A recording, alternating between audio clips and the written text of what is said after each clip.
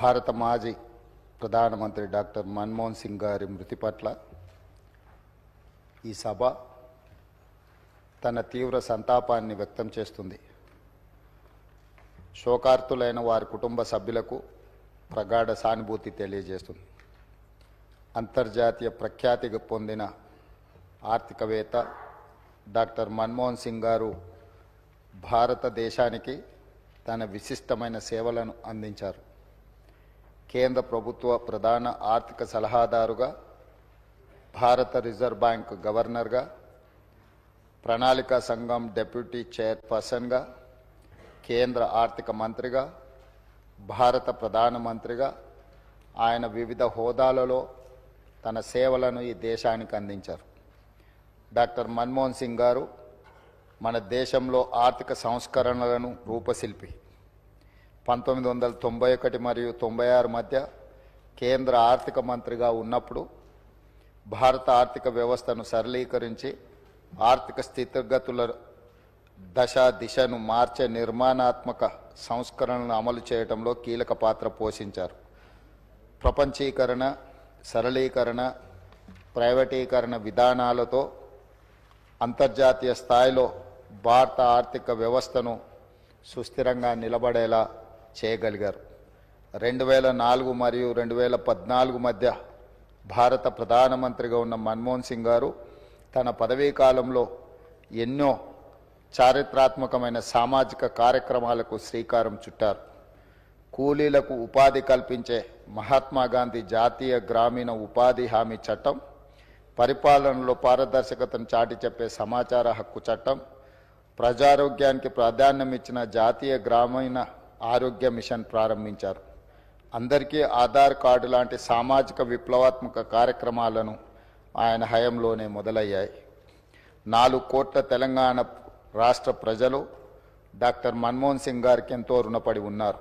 ఆయన ప్రధానమంత్రిగా ఉన్నప్పుడే తెలంగాణ రాష్ట్ర ఏర్పాటుకు మార్గం సుగమమైంది. 2014లో ఆంధ్రప్రదేశ్ రాష్ట్ర పునర్వ్యవస్థీకరణ చట్టాన్ని పార్లమెంట్ ఆమోదించింది. ఎన్నో ఏండ్ల పోరాటం ఫలించి తెలంగాణ రాష్ట్రం ఏర్పడింది. మన్మోహన్ సింగ్ గారు మన దేశానికి, ముఖ్యంగా తెలంగాణకు చేసిన సేవలకు ఈ సభ అపారమైన కృతజ్ఞతలను తెలియజేస్తుంది. ఆర్థిక రంగంలో దేశానికి ఆయన మార్గదర్శి, భవిష్యత్ తరాలకు ఆదర్శప్రాయమైన నాయకుడు డాక్టర్ మన్మోహన్ సింగ్ గారు. ఆధునిక భారతదేశాన్ని ప్రపంచ స్థాయిలో మేటి దేశంగా నిలబెట్టేందుకు ఆయన చూపిన దార్శనికత, ఆయన చేసిన కృషిని అందరూ గుర్తించుకోవాలి, భావితరాలు స్మరించుకోవాలి. భారత మాజీ ప్రధాని డాక్టర్ మన్మోహన్ సింగ్ గారికి అత్యున్నత పురస్కారం భారత రత్నను ప్రదానం చేయాలని కేంద్ర ప్రభుత్వాన్ని కోరుతూ ఈ సభ తీర్మానం చేస్తుంది. అధ్యక్ష, డాక్టర్ మన్మోహన్ సింగ్ గారి గురించి ఈ దేశంలో ప్రతి యువకుడికి, ప్రతి రైతుకు, ప్రతి పేదవాడికి మనం ప్రత్యేకంగా చెప్పవలసిన అవసరం లేదు. ఎందుకు అంటే ఈ దేశంలో ఎల్పిజి లిబరలైజేషన్, ప్రైవేటైజేషన్, గ్లోబలైజేషన్ సరళీకృత ఆర్థిక విధానాలను తీసుకొచ్చి ప్రపంచంతోనే పోటీ పడే విధంగా మన భారతదేశాన్ని తీర్చిదిద్దడంలో మన తెలంగాణ బిడ్డ పివి నరసింహారావు గారు ప్రధానమంత్రిగా ఉన్నప్పుడు ఆర్థిక మంత్రిగా వారు వేసిన పునాదులు ఈరోజు భారతదేశం ప్రపంచ దేశాలతో పోటీ పడడానికి పూర్తి స్థాయిలో మనం పోటీ పడుతున్నాము అని అంటే ఆనాడు డాక్టర్ మన్మోహన్ సింగ్ గారు తీసుకున్న నిర్ణయాలు. అదేవిధంగా అధ్యక్ష, ఈరోజు ప్రపంచమే గర్వించదగ్గ ఆర్థికవేత్త, ఈ ఆర్థికవేత్త ఈ దేశం కోల్పోవడం అనేది మనకు తీరని లోటు. ఈ లోటు వారి కుటుంబానికే కాదు, యావత్ దేశానికి, ప్రపంచానికే ఒక గొప్ప తత్వవేత్త, ఆర్థికవేత్త, గొప్ప నాయకుడిని కోల్పోవడం జరిగింది. అధ్యక్ష, నీతి, నిజాయితీకి, నిబద్ధత అని ఒకవేళ ఎవరినైనా ఉదాహరించాల్సి వస్తే, రోల్ మోడల్గా ఎవరినైనా మనం తీసుకోవాల్సి వస్తే ఈ తరంలో డాక్టర్ మన్మోహన్ సింగ్ గారితో పోటీ పడే వాళ్ళే లేరు అని చెప్పి ఈ సభ ద్వారా నేను తెలియజేయదలుచుకున్నాను. చాలామంది వారు మౌనంగా ఉంటారనో, మౌన ముని అని, యాక్సిడెంటల్ ప్రైమ్ మినిస్టర్ అని రకరకాలుగా మీడియాలో కానీ విమర్శకులు విమర్శించిన వారు ఎప్పుడు కూడా వారి సహనాన్ని కోల్పోకుండా పనినే ధ్యాసగా, పని చేయడమే తన జీవిత లక్ష్యంగా ఈ దేశ ప్రజలను ఆర్థికంగా, సామాజికంగా బలోపేతం చేయడము, వాళ్ళ కోసమే తన జీవితాన్ని అంకితం చేసిన గొప్ప మహనీయుడు డాక్టర్ మన్మోహన్ సింగ్ గారు. విమర్శలను సైతం వారు విమర్శించలేని పరిస్థితులు కల్పించి వారు ఒక గొప్ప నాయకుడిగా వారు రాణించారు. ఈ తరం ఎవరినైనా ఆర్థిక విషయాలలో కానీ, రాజకీయపరమైన అంశాలలో కానీ ఎవరినైనా ఆదర్శంగా తీసుకోవాలి అని అంటే మొదటి స్థానంలో ముందు వరుసలో ఉండేది డాక్టర్ మన్మోహన్ సింగ్ గారు అధ్యక్ష. అదేవిధంగా వారి నిరాడంబరత, అంటే ఒక దేశ ప్రధానమంత్రిగా 10 సంవత్సరాలు పనిచేసిన వ్యక్తి ఎంత నిరాడంబరంగా, ఎందుకంటే పార్లమెంట్లో వారితో పాటు వారు రాజ్యసభలో ఉన్నప్పుడు లోక్సభలో మేము ఉన్నాం. ఒక ధర్నా కార్యక్రమంలో నేను, పెద్దలు ఉత్తమ్ కుమార్ రెడ్డి గారు, కోమటిరెడ్డి వెంకటరెడ్డి గారు వారితో పాటు ధర్నా కార్యక్రమంలో కూర్చున్నాడు. వారు వచ్చి మా మధ్యలో మాతో పాటు కూర్చొని ఈ ప్రజాస్వామ్యాన్ని పరిరక్షించాలి, ప్రభుత్వాలు ఆధిపత్యం చెలాయించడమో పెత్తనం చెలాయించడానికి చట్టాలను వినియోగించుకోవడాన్ని వ్యతిరేకిస్తూ మాలాంటి మొదటిసారి పార్లమెంట్ సభ్యులైన మాతో పాటు కూడా అక్కడికి వచ్చి నిరసన కార్యక్రమంలో కూర్చొని వారు ప్రజాస్వామ్యం పట్ల ఎంత విశ్వాసంతో ప్రజాస్వామ్యాన్ని పరిరక్షించాలన్న లక్ష్యంతో ఏ విధంగా పనిచేసినరో వారితో పాటు ఆ రోజు ధర్నాలో పాల్గొనడం అనేది నాకైనా, పెద్దలు ఉత్తమ్ కుమార్ రెడ్డి గారికైనా, కోమటిరెడ్డి వెంకటరెడ్డి గారికైనా జీవితకాలం గుర్తుండిపోయే సంఘటన అధ్యక్ష. ఎవరైనా ప్రధానమంత్రి, ఆర్థిక మంత్రిగా, రిజర్వ్ బ్యాంకు గవర్నర్గా, అదేవిధంగా ఫైనాన్స్ కమిషన్ సభ్యులుగా ఇలా రకరకాల హోదాలు చేసి దేశ ప్రధానమంత్రి స్థాయికి ఎదిగిన వ్యక్తి పార్లమెంట్ ప్రజాస్వామ్యాన్ని కాపాడాలన్న ఆలోచనతోని నిరసన కార్యక్రమంలో పాల్గొని అందరి సహచర పార్లమెంట్ సభ్యులతో నిరసనలో పాల్గొనడం అనేది వారి నిరాడంబరత, వారికి ప్రజాస్వామ్యం పట్ల ఉన్న విశ్వాసం, నమ్మకానికి మనము ఆ అంశాన్ని ఉదాహరించుకోవచ్చు అధ్యక్ష.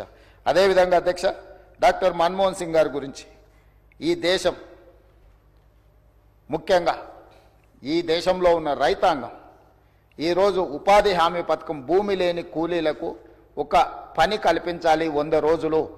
ఆ 100 రోజుల పని ద్వారా పేదలకు ఆహార భద్రత కల్పించవచ్చు అన్న గొప్ప లక్ష్యంతో ఉమ్మడి రాష్ట్రంలో అనంతపూర్లో, అదేవిధంగా తెలంగాణ రాష్ట్రంలో మహబూబ్ నగర్లో ఈ కార్యక్రమాన్ని దేశానికే అంకితం చేయడం జరిగింది.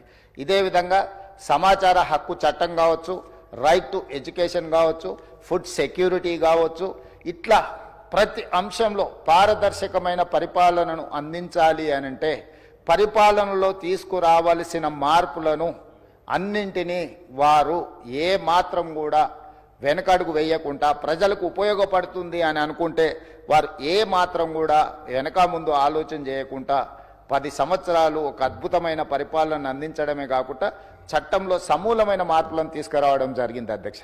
అదేవిధంగా 2013 భూసేకరణ చట్టం, గతంలో ప్రభుత్వాలు భూమి సేకరించాలన్నప్పుడు, భూమి తీసుకోవాలనుకున్నప్పుడు భూ యజమానులతో సంబంధం లేకుండానే తీసుకునే పరిస్థితులు, నష్టపరిహారం కూడా పూర్తి స్థాయిలో ఇవ్వక అన్యాయం జరుగుతున్న సమయంలో 1894 దాదాపుగా 113 సంవత్సరాలు భూసేకరణ చట్టం ఒకే విధంగా కొనసాగింది. బ్రిటిషర్స్ ఏర్పాటు చేసిన భూసేకరణ చట్టం స్వతంత్రం వచ్చినాక కూడా దాదాపుగా 6.5 దశాబ్దాలు అదే చట్టాన్ని కొనసాగించిన.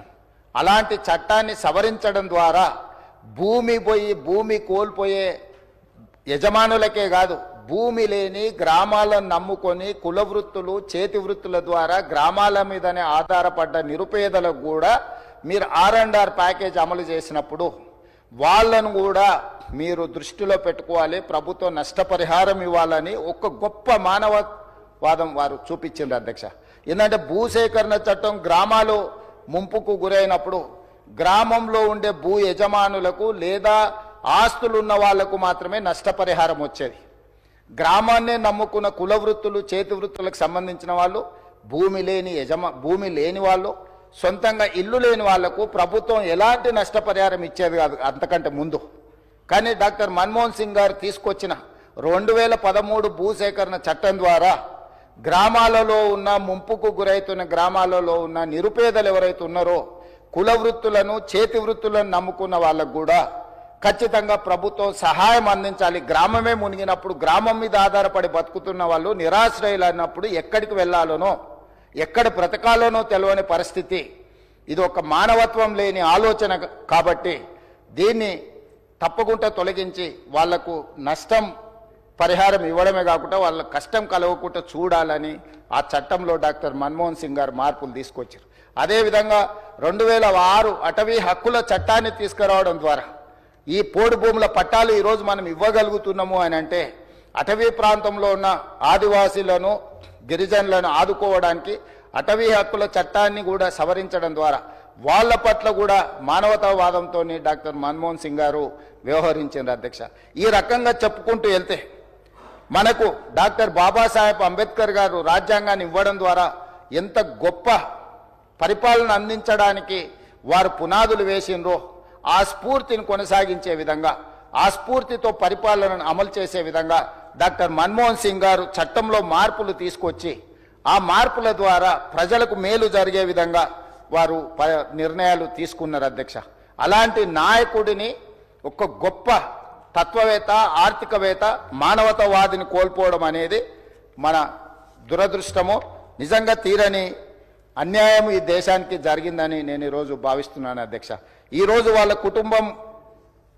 కుటుంబం బాధ కంటే ఈ దేశంలో ఉండే నిరుద్యోగ యువత, ముఖ్యంగా ఈ దేశంలో ఈరోజు ప్రపంచానికే మన మేధా సంపత్తిని ఎగుమతి చేయగలుగుతున్నాము అని అంటే ఈరోజు సరళీకృత విధానాలు తీసుకురావడం ద్వారా మన దగ్గర చదువుకున్న ఇంజనీర్లు కావచ్చు, లేకపోతే మేధావులు కావచ్చు, ఈరోజు ప్రపంచంలో ఐటీ రంగాన్ని శాసించగలుగుతున్నాము అని అంటే వారు తీసుకొచ్చిన సరళీకృత విధానాలతో ఈ దేశంలో చదువుకున్న విద్యార్థులు ప్రపంచ దేశాలనే ఆర్థిక రంగాలలోనే కాకుండా సాంకేతిక రంగాలలో శాసించగలిగే స్థాయికి మనం ఎదిగినము అని అంటే ఇందులో డాక్టర్ మన్మోహన్ సింగ్ గారి యొక్క పాత్ర, వారి యొక్క ఆలోచన విధానాన్ని మనం స్మరించుకోవాల్సిన అవసరం ఉన్నది అధ్యక్ష ఈ సందర్భంగా ఈ సభలో.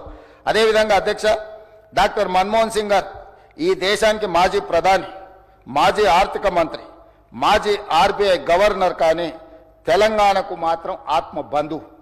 ఎందుకంటే 60 ఏళ్ల తెలంగాణ కళను సాకారం చేసిన నాయకుడు, ప్రధానమంత్రి హోదాలో తెలంగాణకు రాష్ట్ర హోదా కల్పించిన గొప్ప మానవతావాది. తెలంగాణలో ఆయన అనుబంధం విడదీయలేనిది, రాష్ట్రం ఉన్నంత వరకు మర్చిపోలేనిది.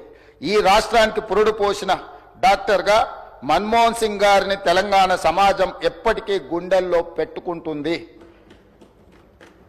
తెలంగాణ ప్రజలకు శ్రీమతి సోనియా గాంధీ గారు ఇచ్చిన మాటను పార్లమెంటరీ ప్రక్రియలో నెరవేర్చే బాధ్యత తీసుకున్న గ్రేట్ లీడర్ మన్మోహన్ సింగ్ గారు. తెలంగాణ బిల్లును 2 సభల్లో పాసు చేయించిన సారథిగా ఈ రాష్ట్రం గుండెల్లో ఎప్పటికీ ఆయన స్థానం పదిలంగా ఉంటుంది. అటువంటి మహనీయుడికి 4 కోట్ల తెలంగాణ ప్రజల తరఫున ఈ శాసనసభ ద్వారా రాజకీయాలు, పార్టీలకు అతీతంగా కృతజ్ఞతలు తెలపడమే కాక ఘన నివాళి అర్పించాల్సిన అవసరం ఉంది. ఉద్యమాన్ని, ప్రజల మనోభావాలను అర్థం చేసుకొని తెలంగాణ రాష్ట్ర ఏర్పాటుకు మన్మోహన్ సింగ్ సంపూర్ణ మద్దతు ప్రకటించారు. తెలంగాణ ప్రజలు శ్రీమతి సోనియా గాంధీ గారికి ఎంత రుణపడి ఉంటారో మన్మోహన్ సింగ్ గారికి కూడా అంతే రుణపడి ఉంటారు అధ్యక్ష. వారి మరణ వార్త విని బెల్గావ్ నుంచి ఉటావుటిన మేము ఢిల్లీకి బయలుదేరి వారి కుటుంబాన్ని కలిసినాం. వారి సతీమణిని కలిసి నన్ను నేను పరిచయం చేసుకున్నా. ఎందుకంటే వారికి నివాళులు అర్పించి వారి సతీమణి గారికి ప్రగాఢ సానుభూతి తెలపాలన్న ఆలోచనతో వారి సతీమణిని కలిసి నేను రేవంత్ రెడ్డిని తెలంగాణ రాష్ట్ర ముఖ్యమంత్రిని నమస్కారం పెడితే కూర్చో అని చెప్పి, తెలంగాణ రాష్ట్రం వారు చాలా ప్రత్యేకమైన పరిస్థితుల్లో ఆ రాష్ట్రాన్ని మీకు ఇవ్వడం జరిగింది. మన్మోహన్ సింగ్ గారికి తెలంగాణ రాష్ట్రం అంటే ప్రత్యేకమైన అభిమానం ఉంది. ఆ రాష్ట్రాన్ని మీరు కష్టపడి అభివృద్ధి పదం వైపు నడిపించండి, మన్మోహన్ సింగ్ గారి ఆశీస్సులు మీకు ఉంటాయి అని చెప్పి వారి సతీమణి చెప్పినప్పుడు స్పష్టంగా కుటుంబం మొత్తం తెలంగాణ ప్రజలకు అండగా నిలబడుతుందని నాకు అనిపించింది అధ్యక్ష.